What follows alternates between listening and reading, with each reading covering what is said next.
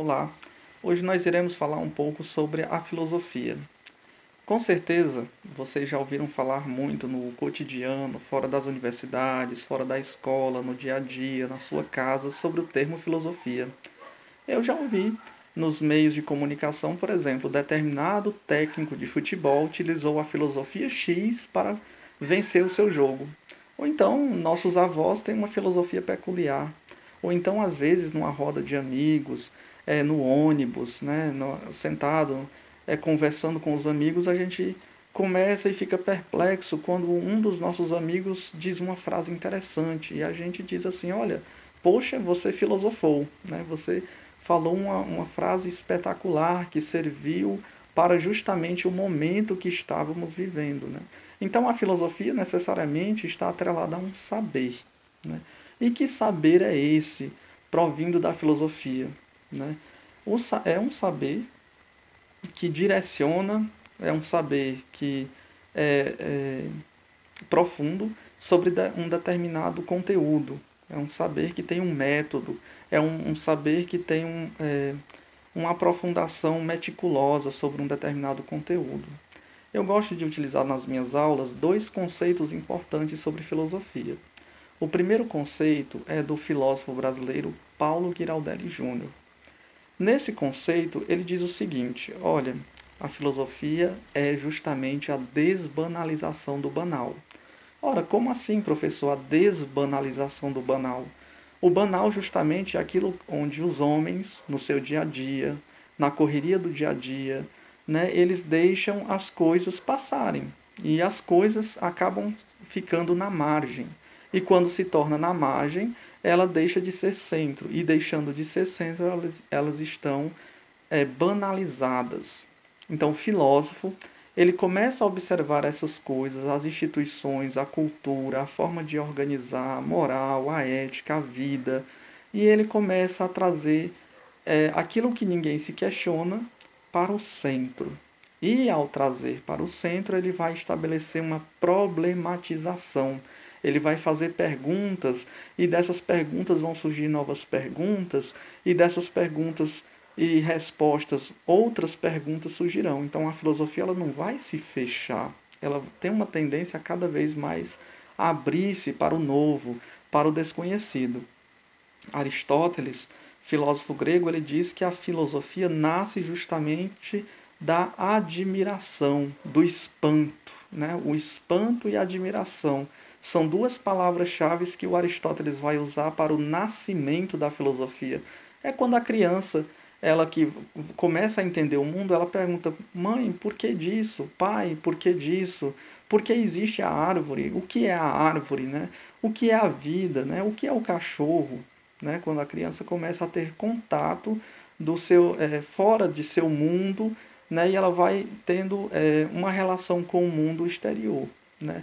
O problema é que nós vamos crescendo, nós vamos nos acostumando e aquilo que, por exemplo, a criança tem como centro, né, conhecer as coisas que são admiráveis, que causam espanto e admiração, agora essas coisas vão se tornando banais, vão se tornando desnecessárias. Então a filosofia chama justamente para isso, para trazer aquilo que é banalizado, que é esquecido, que é jogado de lado, para um momento de centralidade, um momento de reflexão. Ou seja, existe uma frase muito interessante que se diz o seguinte, que a filosofia é a ciência onde o mundo permanece tal e qual. Ora, essa frase é um absurdo. Nós acabamos de falar da desbanalização do banal. Então, o filósofo que traz a banalidade, aquilo que está descartado para a centralidade, ele começa a mudar o seu próprio mundo, né? Ele já começa a entender, ter concepções diferentes do mundo. Então o mundo não vai permanecer tal e qual, muito pelo contrário. O mundo vai ser modificado sobre uma nova perspectiva, um novo olhar. O homem vai se debruçar sobre um determinado tema e ele vai esmiuçar esse tema, ele vai levantar novos questionamentos. Outro tema interessante que eu trago para os alunos do ensino médio de filosofia é justamente o de Félix Guattari e do Deleuze, no livro chamado Que é Filosofia. Ora, Félix Guattari e Deleuze dizem que a filosofia é uma fábrica de conceitos. Mas, professor, como assim uma fábrica? E ainda mais uma fábrica que fabrica conceitos? Né? Não seria um absurdo se as fábricas são técnicas e fabricam parafusos, fabricam carros, fabricam motos? Né? Como é que pode fabricar conceitos que são abstratos? É justamente isso. É entender que cada filósofo não é um alienígena, não é um deus superpoderoso, não é um super-herói dotado de poderes, não. É um ser humano, né, que vai se debruçar sobre um determinado tema. Por exemplo, os pré-socráticos se debruçam sobre a physis, sobre a natureza, e permeados pela sua cultura, pela sua época, pela sua historicidade, eles vão formular conceitos, né?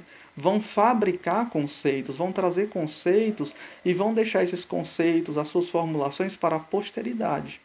Né? Aristóteles leu os pré-socráticos, leu o conceito dos pré-socráticos para poder formular suas ideias. Estudou na escola de Platão. Estudando na escola de Platão, os estudos vinham dos antigos. E quem eram os antigos? Os pré-socráticos, né? Dentre muitos os pré-socráticos.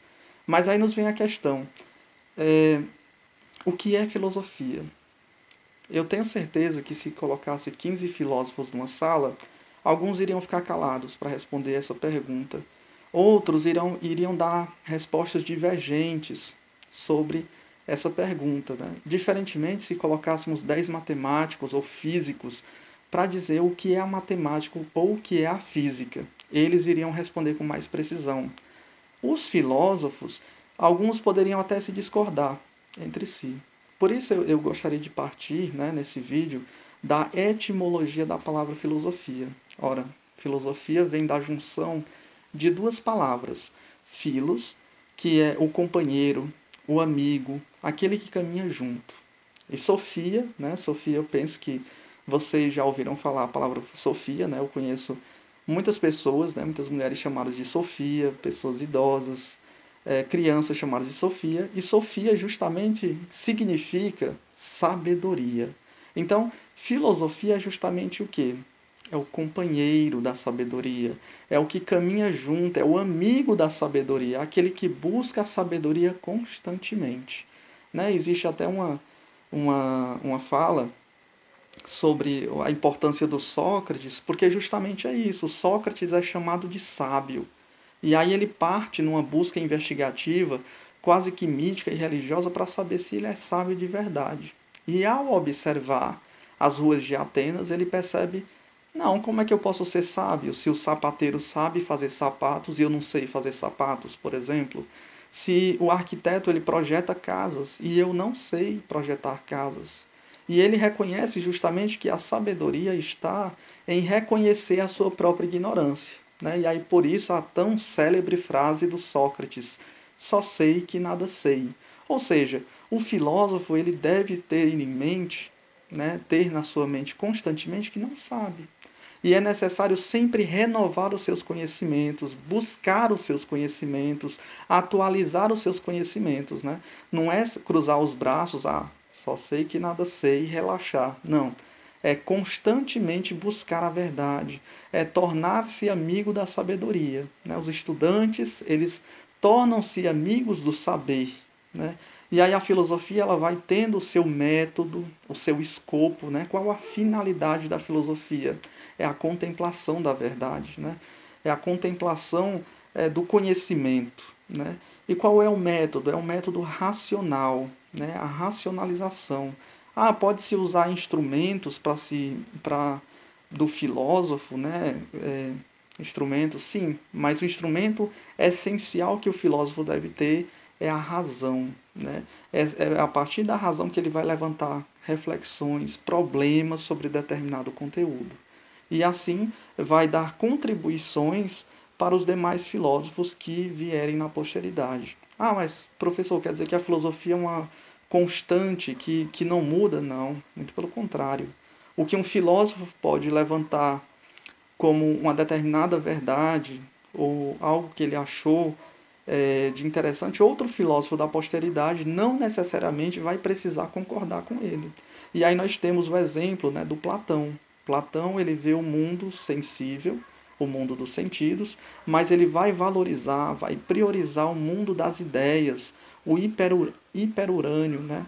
O mundo da contemplação, o mundo das verdades perfeitas. Ora, o seu discípulo Aristóteles, né, como exemplo, estudou na escola do Platão, mas ele não vai concordar 100% com o mestre. Né? Então o filósofo ele vai discordar também, ele vai formular novas proposições, gerando aí aquilo que nós temos na história da filosofia de correntes filosóficas, que será o assunto do nosso próximo vídeo. Até lá!